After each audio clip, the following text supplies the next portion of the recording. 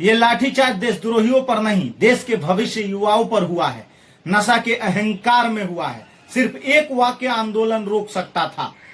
अगर देश के जिम्मेवार नेता बस ये कह देते कि हम जवाबदेही लेते हैं, भविष्य में पेपर लीक हुआ तो इस्तीफा दे देंगे। युवाओं को लाठी नहीं जवाब चाहिए।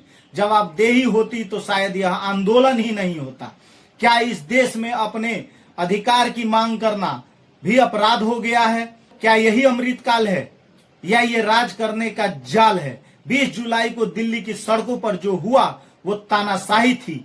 हृदय सम्राट कहे जाने वाले लोग संसद के अंदर थे, लेकिन युवाओं की बात सुनने के बजाय लाठियां बरसाई गई। साहब मुस्कुराते रहे, अपनी सुरक्षा के लिए घबराते रहे और जनता लाठी खाती रही। यह दृश्य पूरे देश ने देखा। अगर देश की जनता आवाज संसद तक नहीं पहुंचेगी तो आखिर पहुंचेगी कहां?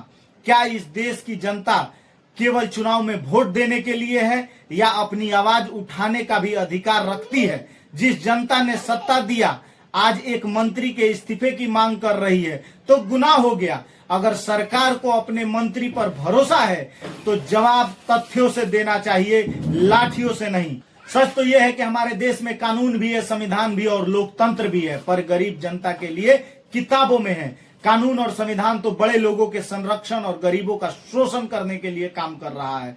सरकार तुम्हारी है, संतरी और मंत्री भी तुम्हारे हैं। तुम आंदोलनकारियों को आतंकवादी लिख दो, अखबार भी तुम्हारे हैं। हक और अधिकार मांगने वाले पर लाठी चलाओ या झूठे मुकदमे डालकर फंसा दो, पुलिस भी तुम्हारी है। पर याद रहे, ये सत्ता आज तुम्हारी तो कल हमारी है। झुकेंगे नहीं, डरेंगे नहीं। अपने अधिकार की बात लोकतांत्रिक तरीके से उठाते रहेंगे और आवाजों को रोका जा सकता है, लेकिन जाग चुकी जनता को नहीं। जय हिंद, जय बिहार।